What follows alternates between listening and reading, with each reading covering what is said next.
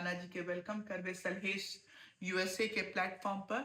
नाना जी बहुत बहुत अपने के धन्यवाद। अपने के काज के हम सब याद राखब। दू लाइन किछ कह दियो कि अजुका मिथिला पेंटिंग के केना अहाँ देखे छियै, कॉन्टेम्प्रेरी जे केलौं ओइमे तऽ लेजेंडरी आर्टिस्ट सब निकलल।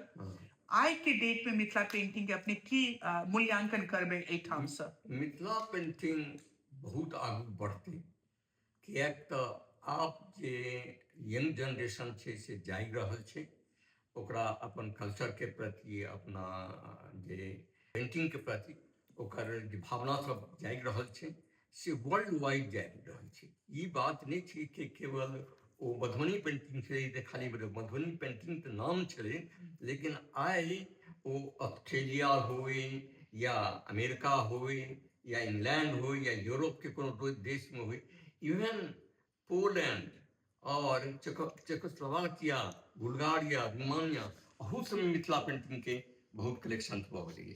तहत ई दिन ब दिन आगू बढ़ते और एकरा बहुत पैघ संभावना छै। एकरा आर्टिस्ट सबके नीक पेंटिंग करबाक चाहिए, जैसे कि वर्ल्ड वाइड हुनका लोकन के प्रतिष्ठा भेटत। धन्यवाद नानी, अपनों के धन्यवाद विभा नानी।